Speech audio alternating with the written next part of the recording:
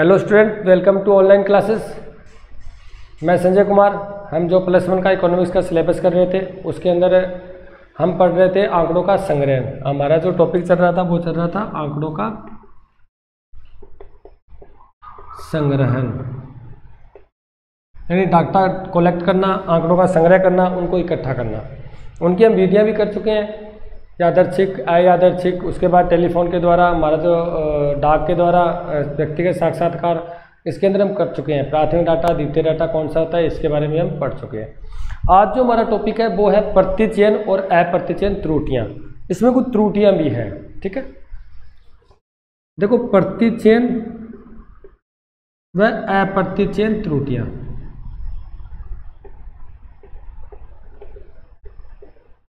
देखो, हमने पढ़ा था, एक तो हमने इससे पहले पढ़ा था पूर्ण जनगणना। उसके अंदर हमने पढ़ा था भी सभी की जनगणना करना, सभी के पास जाना व्यक्तिगत रूप से। जितने जैसे 300 मेंबर है तो 300 के 300 को मिलना जाके। एक हमने पढ़ा था प्रतिदर सर्वेक्षण। इसके अंदर हमने पढ़ा था भी जो 300 मान लो सदस्य है, उनमें से कुछ का चयन कर लेना, सिर्फ उनके पास जाना। उसके आधार पर ही देखो, इसमें तो 300 व्यक्ति है तो 300 के 300 के पास जाना पड़ेगा व्यक्तिगत रूप से, उनसे आंकड़े कलेक्ट करने पड़ेंगे, ठीक है। इसके अंदर क्या है, 300 में से 10 का हम चयन कर लेते हैं, यादृच्छिक है या अयादृच्छिक तरीके से कर चुके हैं हम। या तो हम यादृच्छिक तरीके से कर लेते हैं। यादृच्छिक में क्या होता है, लॉटरी विधि की तरह उसके अंदर नाम डाल देते हैं, सबको नाम आने का सभी की संभावना समान होती है। इसके अंदर क्या होता है, जो ये अयादृच्छिक होता है, हम ये जो हमारी वीडियो बनी थी क्लास, जो पिछली क्लास थी उसमें पढ़ चुके हैं हम।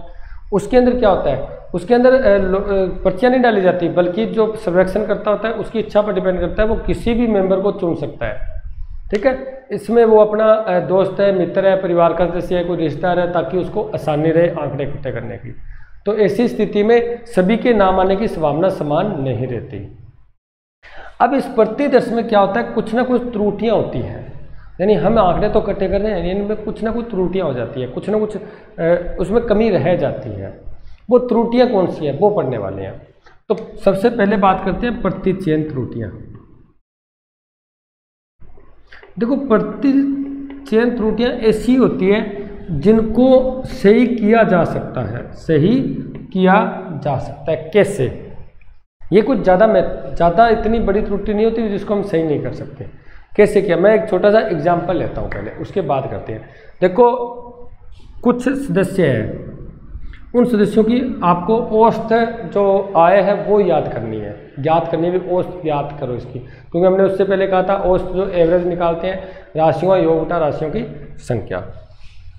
इसके अंदर एक व्यक्ति की आय है वो 500 है, एक की 550 है, एक की 600 है, एक की 650 है, एक की 700 है। आपके पास ये 5 व्यक्ति है, जिन 5 व्यक्ति को आपको क्या दे रखी है, इनकम दे रखी है। आपसे ये पूछा गया है भी आप औसत निकालो, इसका एवरेज निकालो भी एवरेज इनकम कितनी का है, औसत आय कितनी है। औसत आय के लिए हम क्या करते हैं, सबको जोड़ देते हैं। हम एक एग्जांपल ले रहे हैं सिंपल सा, सबको जोड़ देते हैं। सबको जोड़कर जितनी संख्या होती है राशियों की, योग बटा राशियों की संख्या तो कितनी है, 1 2 3 4 और 5 से इसको भाग दे देते हैं। देखो, 500 ये हो गया 1000 और 17 1750, 1800 2400 और 2400 और 700 कितने हो गए, सॉरी 2300 और 700 कितने हो गए, 3000। अब जब 3000 को 5 से भाग दें तो कितना आंसर रहा है हमारा, 600।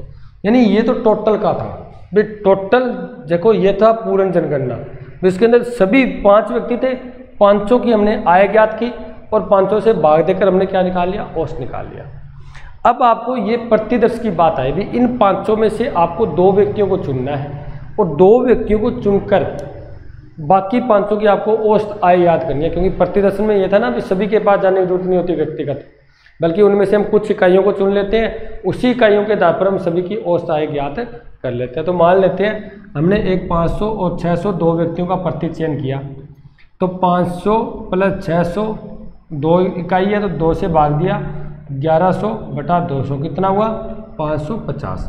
अब त्रुटि कितनी, इसमें तो आता है 600, इसमें आता है 550, तो त्रुटि कितने की हुई, 50 की त्रुटि हो चुकी है।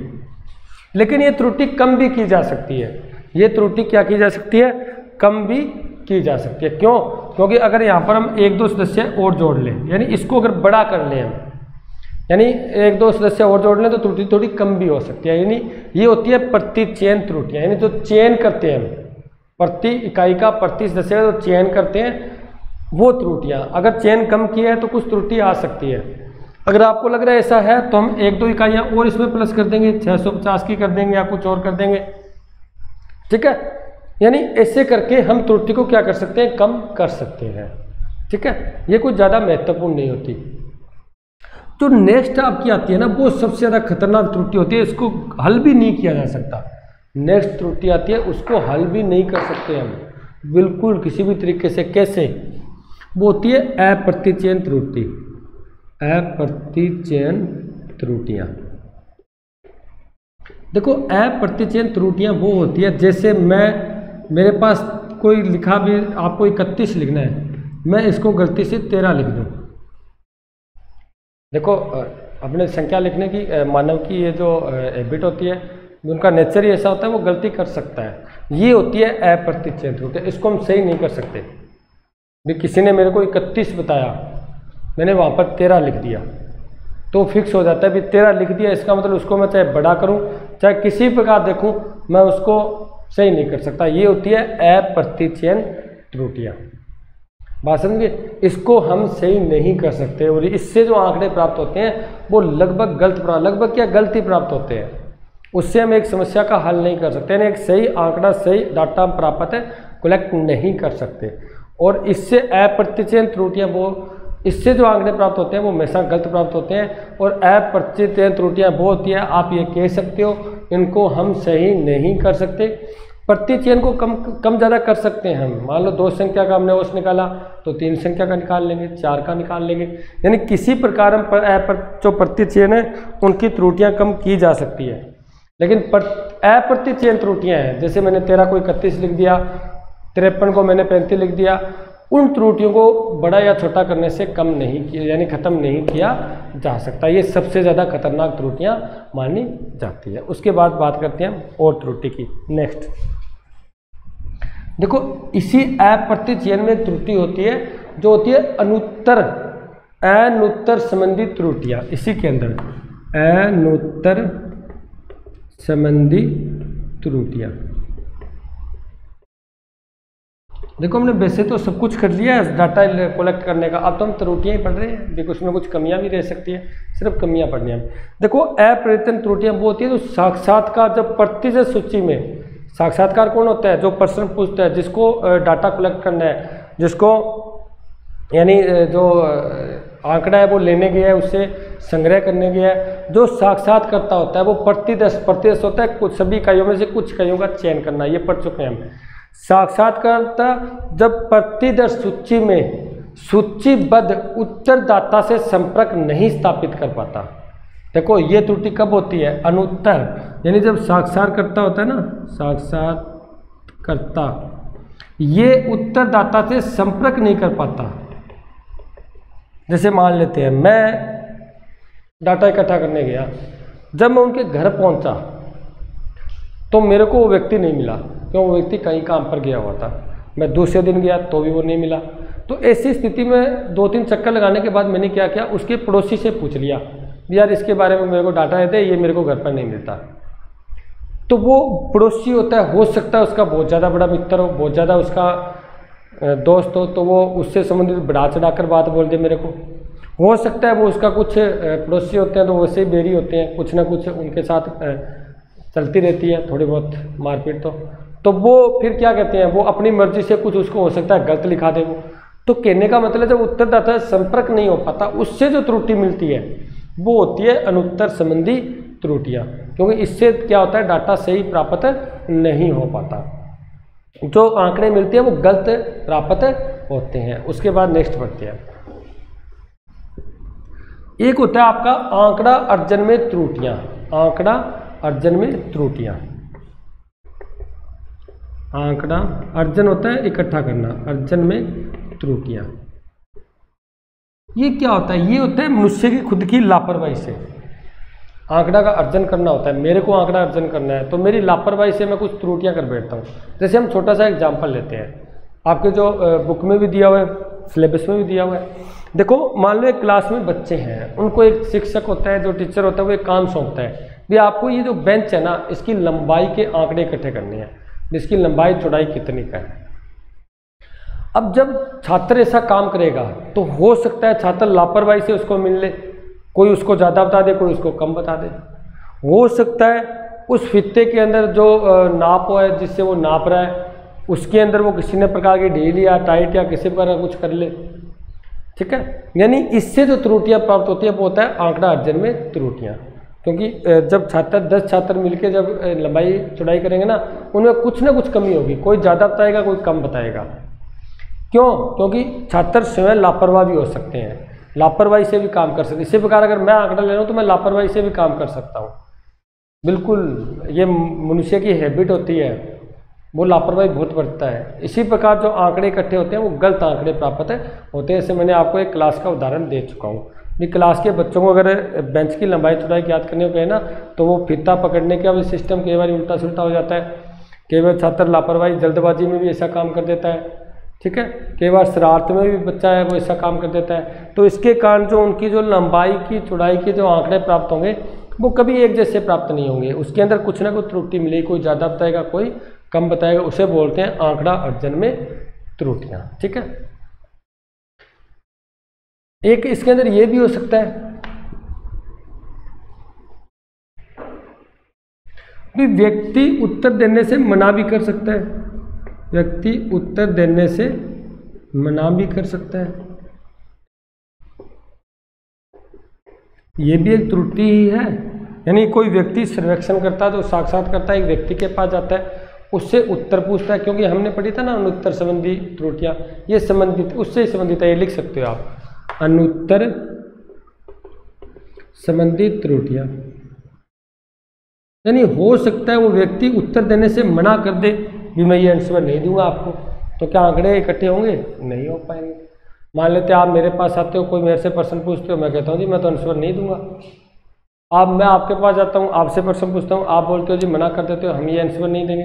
तो ये होता है अनुत्तर संबंधित त्रुटियां। यानी मेरे पास उत्तर तो पहुंचा ही नहीं, आंसर तो मेरे पास पहुंचा ही नहीं भी कौन से आंकड़े हैं, क्या डाटा है, क्यों व्यक्ति उत्तर देना ही नहीं चाहता।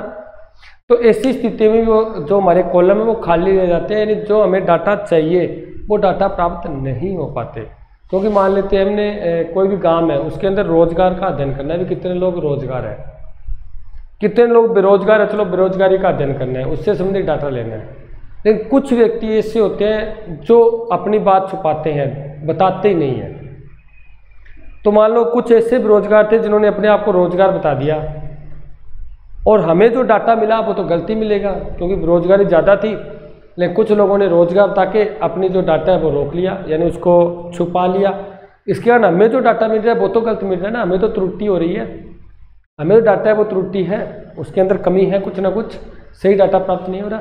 तो ये होते हैं अनुत्तर संबंधित त्रुटियां। यानी जब व्यक्ति जिस व्यक्ति के पास जाते हैं, जो उत्तर देने वाला होता है, उत्तरदाता होता है, वो उत्तर देने से मना कर सकता है या उसके अंदर लापरवाही कर सकता है। या हम उसके पास जाते हैं, पूछते हैं जी बोलो आप रोजगार या बेरोजगार हो, आप किसमें काम करते हो, वो कहते हैं मैं आपको कुछ नहीं बताता, मेरे को नहीं पता, या मैं आपको कुछ आंसर नहीं दूंगा। तो इसी स्थिति में पता नहीं चल पाता ये व्यक्ति रोजगार है या बेरोजगार है, ये व्यक्ति काम करता है या नहीं करता, ये व्यक्ति शिक्षित है या नहीं है। तो ऐसी स्थिति में जो हमें त्रुटि प्राप्त होती है उसे बोलते हैं व्यक्ति उत्तर देने में मना भी कर सकता है, यानी अनुत्तर संबंधी त्रुटियां, ठीक है। उसके बाद हम त्रुटियां हमने पढ़ी, जो प्रतिचयन त्रुटियां वो होती है जिनको खत्म किया जा सकता है, कुछ बड़ा लेकर कुछ छोटा करके हम उसको परिवर्तन कर सकते हैं। लेकिन अप्रतिचयन त्रुटियां वो होती है जिसको हम खत्म नहीं कर सकते, यानी वो अगर एक बार आ जाए ना उसके बाद वो पक्की हो जाती है, उसको समाप्त नहीं किया जा सकता, वो होती है अप्रतिचयन त्रुटियां। उसके बाद आंकड़ा अर्जन करने में त्रुटियां, यानी छात्र के, जैसे मैंने आपको एग्जांपल दिया था, बेंच की लंबाई चौड़ाई की बात की थी, उसमें लापरवाही के द्वारा, शरारत के द्वारा भी क्या हो सकती है, त्रुटियां हो सकती है, जो आंकड़े मिल सकते हैं वो गलत मिल सकते हैं। अनुत्तर संबंधी त्रुटियां पढ़ी थी हमने भी। एक तो इसके अंदर एक तो हमने ये पढ़ा था भी साक्षरकर्ता जब उत्तरदाता के पास पहुंच ही नहीं पाता, संपर्क नहीं हो पाता। एक अगर वो पहुंच जाता है तो उत्तरदाता उत्तर देने से मना भी कर सकता है।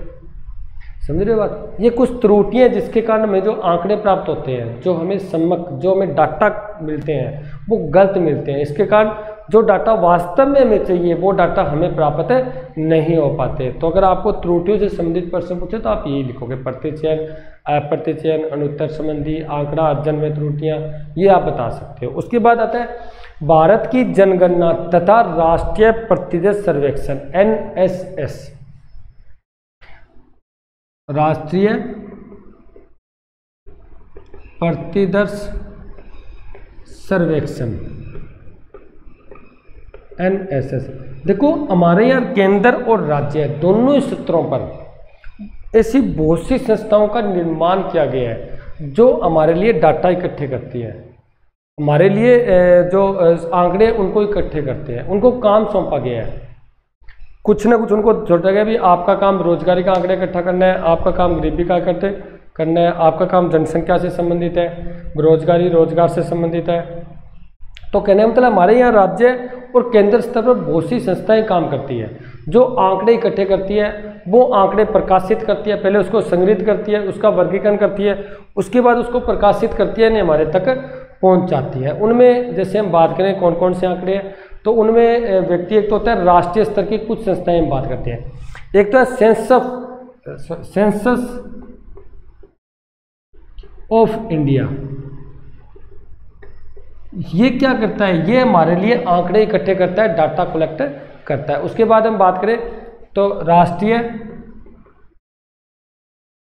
प्रतिदर्श सर्वेक्षण, ये तो मैं ऊपर लिख भी चुका हूं, जो NSS होता है, ये भी हमारे लिए क्या करता है, डाटा जो आंकड़े हैं, जो सम्यक है, वो हमारे लिए इकट्ठे करता है। उसके बाद करें हम केंद्रीय सांख्यिकी संगठन, केंद्रीय सांख्यिकी संगठन, जिसे बोलते हैं हम कार्यालय भी कह सकते हो आप, केंद्रीय सांख्यिकी कार्यालय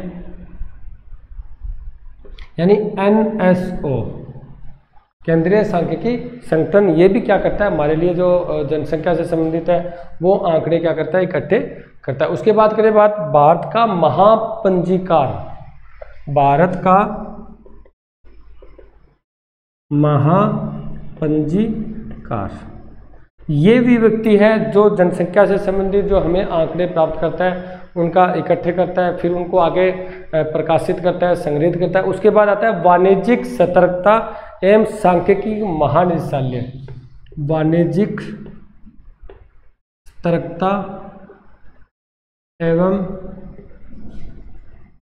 सांख्यिकी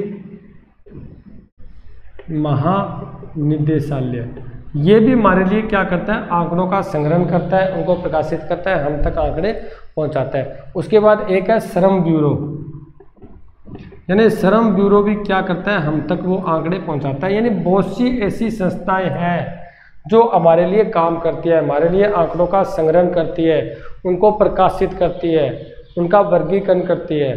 तो इसके अंदर सबसे ज़्यादा महत्वपूर्ण है वो है राष्ट्रीय प्रतिशत सर्वेक्षण, और एक आप बात करो केंद्रीय सांख्यिकी संगठन।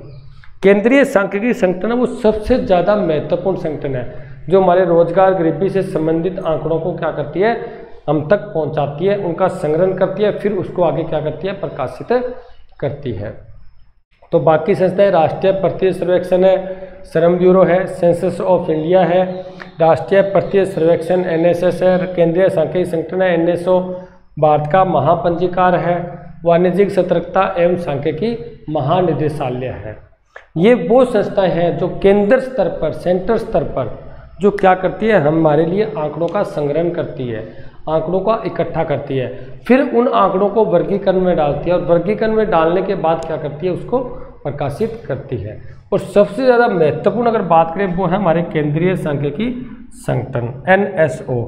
वो हमारे लिए रोजगार से संबंधित, गरीबी से संबंधित, जो हमारे यहाँ पर जनसंख्या है उससे संबंधित आंकड़ों का संग्रहण करती है, और उन आंकड़ों का संग्रहण करके उसका वर्गीकरण करके उसको आगे प्रकाशित करती है, यानी वो आंकड़े जनता तक पहुँचाए जाते हैं। हम बात करते हैं अब आंकड़ों के संग्रहण की।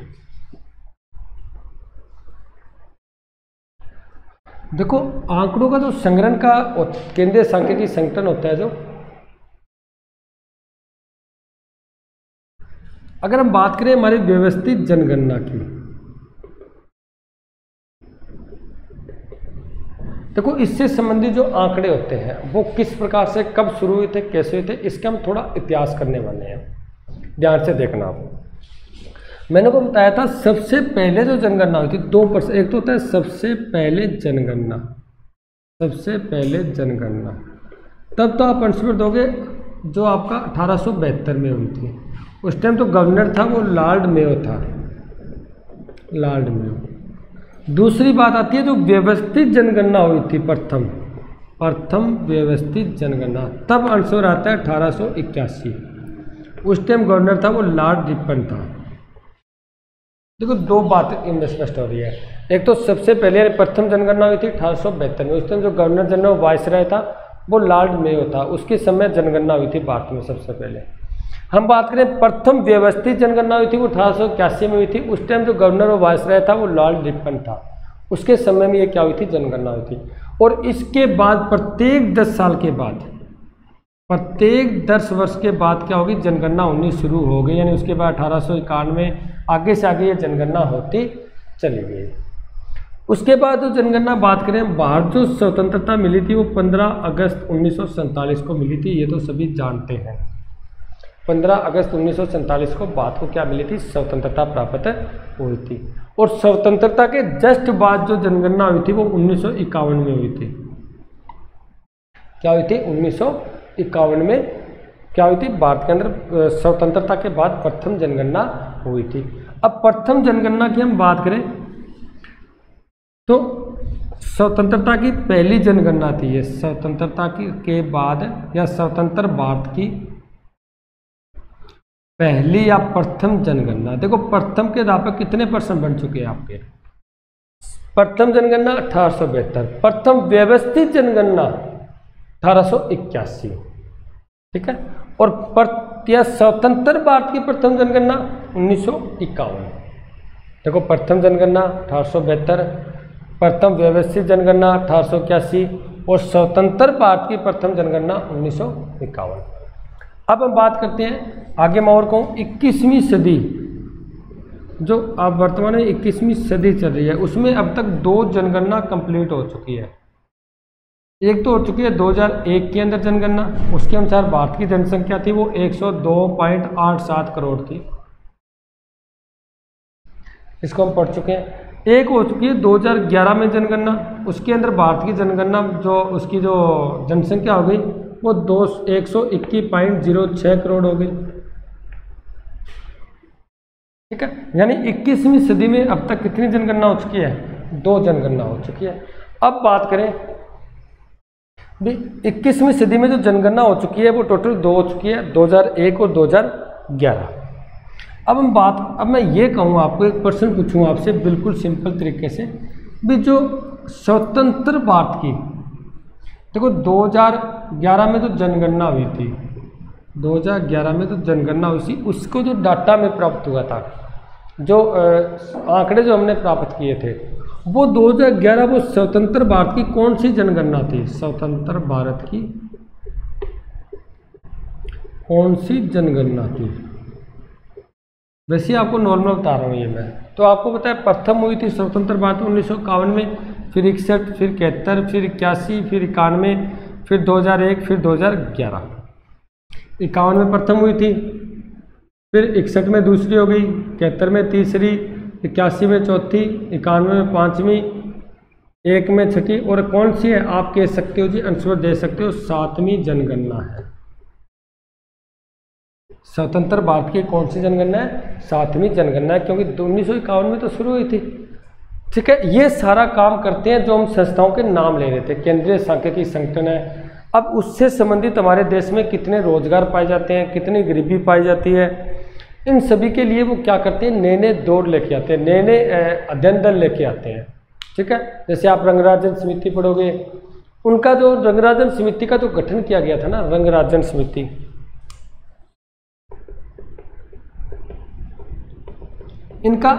इन्हीं के द्वारा गठन करके पूछा गया था कि देश में गरीबी कितनी है और गरीबी की परिभाषा क्या है, कि किस व्यक्ति को गरीब माना जाए, किस व्यक्ति को गरीब माना जाए, यानी गरीबी जो रेखा है उसको कैसे परिभाषित किया जाए, यानी इन आंकड़ों को इकट्ठा करने के लिए इन समितियों का गठन किया जाता है और रंगराजन समिति को यही काम सौंपा गया था। अभी आपको सिर्फ गरीबी देखनी है कि किस व्यक्ति को गरीब माना जाए, किस व्यक्ति को गरीब न माना जाए, उसके आंकड़े देने हैं आपको। अगर कोई गरीब माना जाए तो वो क्यों गरीब है, नहीं गरीब की रेखा तैयार करनी है। तो रेखा तैयार करके आप ये बता दो कि उससे नीचे वाला गरीब है, उसके ऊपर वाला अमीर है। और गरीब है वो कितने प्रतिशत गरीब है और कौन से राज्य में, ग्रामीण शहरी कौन से क्षेत्र में ज़्यादा गरीबी पाई जाती है और उसका कारण क्या है, उसका रीजन क्या है कि उनको रोजगार, उनकी गरीबी दूर क्यों नहीं हो रही। अगर दूर करें तो कौन सी योजना बनाए, कैसे दूर की जाए। यानी ये सारे के सारे आंकड़े इकट्ठे करने के लिए इनका काम सौंपा जाता है। ठीक है, और ये क्या करते हैं, आंकड़ों को इकट्ठा करते हैं, संग्रहण करते हैं, फिर उनका वर्गीकरण करते हैं और वर्गीकरण करने के बाद उसको क्या कर देते हैं, आगे प्रस्तुत कर देते हैं। उसको प्रकाशित, चाहे बुक के अंदर, न्यूज़पेपर के अंदर, किसी प्रकार अपनी कोई ना कोई बुक्स निकाल के, ठीक है, त्रैमासिक है या कोई मतलब वार्षिक है या कोई 6 माही है, ऐसी कुछ ना कुछ वो क्या निकालते हैं, अपनी क्रोनोलॉजी निकालते हैं, अपने बुक्स निकालते हैं, वो क्या कर देते हैं, आगे आंकड़ों को प्रकाशित कर देते हैं। ठीक है, अब यहाँ तक हमारी बात हुई आंकड़ों के संग्रहण की। देखो हमने सब कुछ पढ़ा, आंकड़ों का अर्थ पढ़ा, उसके बाद आंकड़ों के संग्रहण करने की विधियाँ हमने पढ़ी, फिर हमने आंकड़ों के संग्रहण के जो विधियाँ हैं उनमें तरीके पढ़े, जैसे यादृच्छिक या जो अयादृच्छिक है, यानी प्रतिदश और पूर्ण जनगणना के बारे में हमने पढ़ा। उसके बाद जो जनगणना करते हैं, जो आंकड़े कलेक्ट करते हैं प्रतिदश के द्वारा या पूर्ण जनगणना के द्वारा या प्रतिदश के द्वारा, उसमें कुछ त्रुटियां रह जाती है, तो उन त्रुटियों के बारे में भी हमने पढ़ा, कौन कौन सी त्रुटि होती है, किस त्रुटि को कम किया जा सकता है, किसको कम नहीं किया जा सकता या खत्म नहीं किया जा सकता। उसके बाद हमने उन संस्थाओं के नाम भी पढ़े, जो संस्थाएं हमारे लिए आंकड़ों को इकट्ठा करती है, देश के लिए, पूरे देश के लिए आंकड़े इकट्ठे करती है और उन आंकड़ों को इकट्ठा करके उसको वर्गीकरण में लेकर उसको आगे क्या करती है, प्रकाशित करती है। ये उनकी ड्यूटी होती है, ये उनके पास, उनको मतलब अधिकार दिया जाता है भी आपका ये काम है, कर्तव्य दिया जाता है। देखो आपने अब क्या किया, आपने आंकड़ों का संग्रह किया, आंकड़ों का संग्रह। अब ये करने के बाद ये लेसन आपका यहाँ पर कंप्लीट होता है। आगे नेक्स्ट जो लेसन पढ़ोगे वो पढ़ोगे आंकड़ों का वर्गीकरण। देखो मैंने आपको पहले ये बात कही थी, ये बात आपको बताई थी भी आंकड़ों से संबंधित आपको 3-4 लेसन आपके सिलेबस में मिलेंगे। सिर्फ ये मिलेंगे, आंकड़ों का अर्थ आ गया, आंकड़ों की परिभाषा आ गई, आंकड़ों के प्रकार आ गए, जैसे प्राथमिक आंकड़े, द्वितीयक आंकड़े। इसके बारे में और थोड़ा बताता हूँ। प्राथमिक आंकड़े वो होते हैं जो प्रथम बार किसी व्यक्ति के द्वारा स्टार्टिंग से उसको आंकड़े इकट्ठे किए जाते हैं, उससे पहले वो इकट्ठे नहीं होते, वो होते हैं प्राथमिक आंकड़े। वो क्या है, नए सिरे से शुरू किए जाते हैं। एक होते हैं द्वितीयक आंकड़े, वो पहले से आंकड़े इकट्ठे कर लिए गए हैं, उनसे प्राप्त करना वो होता है द्वितीय। मैं एक छोटा सा एग्जाम्पल, जैसे मेरे को किसी स्कूल के क्लास के बच्चों का, उनसे जो उनके जो मार्क्स हैं, जैसे +1 के आ गया, मैं +1 के अंदर मैं कहता हूँ 10th के अंदर इनके कितने मार्क्स हैं, मैं उस स्कूल में जाता हूँ, स्कूल में जाकर ऑफिस में जाता हूँ, मैं उनसे पूछता हूँ जी कितने मार्क्स हैं, मेरे को पता करना है। वो कहते हैं मेरे को आप क्लास में चले जाओ, प्रत्येक बच्चे से पूछ लो। अब मैंने प्रत्येक बच्चे से पूछा, प्रत्येक बच्चे से मैंने आंकड़े इकट्ठे किया, उनसे टोटल मार्क्स पूछे, उसके बाद गणित में, सामाजिक में, विज्ञान में, जो भी हिंदी के अंदर है, इंग्लिश में, सबके मार्क्स मैंने अलग अलग पूछे, सभी को पूछकर मैंने सबका औसत निकाल दिया। ये तो होते हैं प्राथमिक आंकड़े, क्योंकि मैंने प्रत्येक व्यक्ति से जाके मिला है, प्रत्येक व्यक्ति से मिलने के बाद वो आंकड़े मेरे को प्राप्त हुए हैं, उससे पहले आंकड़े नहीं थे सर के पास। ये तो क्या प्राथमिक आंकड़े। यही उदाहरण मैं लूँ, मान लो मैं सबसे पहले ऑफिस में गया, प्रिंसिपल सर के पास गया, जी मेरे को +1 के अंदर ऐसे उन सभी बच्चों के आंकड़े चाहिए जो उनके 10th में मार्क्स कितने आए हैं, इंग्लिश में कितने हैं, विज्ञान में कितने हैं, सामाजिक में कितने हैं, हिंदी में कितने हैं, मैथ में कितने हैं। सर ने कहा चलो ठीक है, आपको क्लास में जाने की जरूरत नहीं है, उनके आंकड़े पहले से ही मेरे पास पड़े हैं, यानी ऑफिस में उनकी मार्कशीट पड़ी है, वो आंकड़े जितने भी हैं ना उनके क्लास के, वो पहले से ही उस ऑफिस में है। तो उन्होंने क्या किया, अपने दराज से वो निकाला और वो मेरे को दे दिया। इसका मतलब ये द्वितीयक आंकड़े हैं, क्योंकि उससे पहले आंकड़े इकट्ठे हो चुके हैं। एक तो खुद मैं उनसे पूछता व्यक्तिगत रूप से, वो तो गया प्राथमिक आंकड़े। एक ये पहले से ही कलेक्ट हुए हैं, सिर्फ मैंने वहाँ से उसको लिया है ऑफिस से या किसी प्रकार कोई न्यूज़पेपर से या कहीं से मैंने उसको लिया है, इसका मतलब ये द्वितीयक आंकड़े हुए। ये तो गई आंकड़े के संग्रहण की बात, उसको कलेक्शन की बात। अब आती है उसका वर्गीकरण की बात। इसके लिए मैं एक छोटा सा उदाहरण देता हूँ, उसके बाद हम नेक्स्ट वीडियो में करेंगे। देखो वर्गीकरण क्या होता है, वर्गों में डालना। क्या डालना, वर्गों में डालना। अब एक उदाहरण देख के इसका अर्थ समझते हैं। आपके पास स्कूल बैग होता है ना, स्कूल बैग होता है। उस बैग में हर प्रकार की बुक होती है आपके पास, टोटल बुक आप उसके अंदर रख देते हो। अब आपके पास एक सर आए, उन्होंने कहा था जी चलो आप ऐसे करो, इकोनॉमिक्स की बुक निकालो, इकोनॉमिक्स की बुक निकालो और मेरे को, या कॉपी नोटबुक निकालो और मेरे को चेक करवाओ। उस बच्चे ने क्या किया, उस बच्चे ने पहले ये कॉपी निकाली, फिर ये निकाली, फिर ये निकाली, यानी उसने सारी कॉपियां देख ली, तब जाके उसको इकोनॉमिक्स की बुक मिली। देखो उसको कितनी मेहनत लगी, कितना समय लगा। ये सारी बुक निकाल रहा है, फिर वापस जा रहा है, फिर निकाल रहा है। एक दो बुक हो सकता है निकालने डालने फट भी जाए, कोई जिल्ट वगैरह, या उसके अंदर पेज हिल जाए कोई, या कोई उसके अंदर कोई ऐसा सामान पड़ा हो दूसरी बुक के अंदर, वो नीचे गिर जाए। तो कहने मतलब इसके अंदर रिस्क होती है, इसके अंदर समय भी बर्बाद होता है। तो ऐसी स्थिति के लिए क्या करता है, मान लेते हैं बच्चे ने क्या किया, बुक्स पर नाम लिख रखा है, इस पर लिख दिया, अपने पेज के ऊपर लिख देते हैं ना, जो पूरे पेज होते हैं बुक के ऊपर लिख देते हैं, पोल साइंस, इकोनॉमिक्स, जो भी हम लिखते हैं। इसने क्या है, इस पर एक को लिख रखा था, इस पर पोल साइंस लिख रखा था, इस पर मैथ लिख रखा था, इसके ऊपर उन्होंने इंग्लिश लिख रखा था, इस पर उसने हिंदी लिख रखा था। यानी ऐसे करके उसने क्या करे, सारी कॉपियों पर नाम लिख रखा था, बढ़िया तरीके से व्यवस्थित कर रखा था। सर आए, सर आती का कॉपी निकालो, उसने झट से वो कॉपी निकाली, तो कितना कम समय लगा, कोई टाइम ही नहीं लगा, गया जाते उसने कॉपी निकाली और सर को दे दी, कोई मत्थापच्ची नहीं हुई। ये किसका फायदा है, ये वर्गीकरण का है। अब एक उदाहरण और लेते हैं। हमारे घर पर बुक पड़ी होती है, चलो ये छोड़ो, घर पर माता, जो हमारी माँ होती है, बहन होती है, वो खाना बनाती है।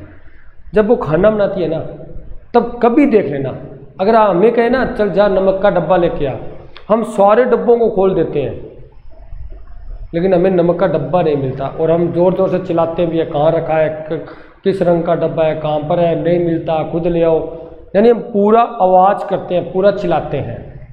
लेकिन कभी देखना, जब माता खाना बनाती है, जब वो रसोई घर में जाती है ना, तो जाते जब भी उसको नमक का चाहिए डब्बा ना, तो उसका सीधा हाथ उसी पर जाता है, क्योंकि उनको पता होता है वस्तु मैंने कहाँ रखी है।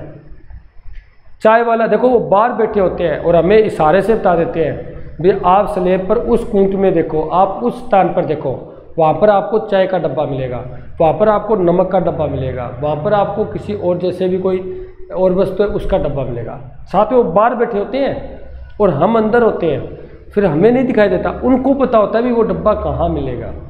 इसका मतलब क्या हो, क्योंकि उनका वर्गीकरण किया होता है, उनको व्यवस्थित किया होता है, उनको पता होता है भी कोई सामान कहाँ पड़ा है। और ध्यान रखा, आंकड़े इकट्ठे करने सब कुछ नहीं है, उसको वर्गीकरण करना भी बहुत महत्वपूर्ण है। आंकड़े तुमने इकट्ठे कर लिए, लेकिन उसको वर्गों में नहीं डाला तो मत्थापच्ची तो उतनी रही ना। एक छोटी सी बात के लिए पूरा सामान गिनाना पड़ता है। अब इसके आधार पर एक एग्जाम्पल और देता हूँ आपको। जो कबाड़ियाँ फिरती है ना गाँव शहरों में, कबाड़ देखे कभी, वो एक मोटरसाइकिल के ऊपर, एक गाड़ी के ऊपर, चाहे उसको गत्ता दे दो तो भी रख लेता है, लोहा दो फिर भी रख लेता है, प्लास्टिक कुछ भी दे दो वो उसी के अंदर डालता जाता है, उसी के अंदर डालता जाता है। बाजार में आता है, बाजार में आके दुकान पर वो रख देता है, उनके पास जो गोदाम होता है उसमें डाल देता है। आप जाओ कबाड़ी के पास कभी भी, आप कहते हो जी हमें ये वस्तु चाहिए, आपको 2 मिनट में निकाल के देते हुए वो। इसका रीज़न है क्यों, क्योंकि जब उसके गोदाम में कबाड़ पहुंचता है ना, वो क्या कर देता है, उसके बॉक्स बना रखे हैं अलग अलग, उसको पूरा खिलार कर लोहे का सामान लोहे वाले में रख देता है, प्लास्टिक वाला प्लास्टिक में रख देता है, और जो और बाकी सामान है वो उसमें रख देता है, जो कौन सा भी गत्ता वगैरह अखबार वगैरह कुछ भी हो। अब उसके पास जाते हैं, हम कहते हैं जी हमें तो गत्ता चाहिए, वो जर्स जाता है 2 मिनट में ले आता है, लोहा चाहिए जर्स जाता है 2 मिनट में ले आता है। यदि वो ऐसा न करता, वर्गीकरण न करता, वो क्या करता, गांव शहर में लाया और एक ढेर डाल दिया, सीधा ही सीधे इलाके वहाँ पर ढेर बना दिया। दूसरा आया, उसने सीधा आया वहाँ पर ढेर बना दिया। तीसरा आया, उसने वहाँ पर जाकर ढेर लगा दिया। सीधे रख दिया सामान सब कुछ। अब उसके पास जाओ आप कहो जी हमें तो ये मान लो छोटी सी कोई वस्तु हो लोहे की वो चाहिए जी।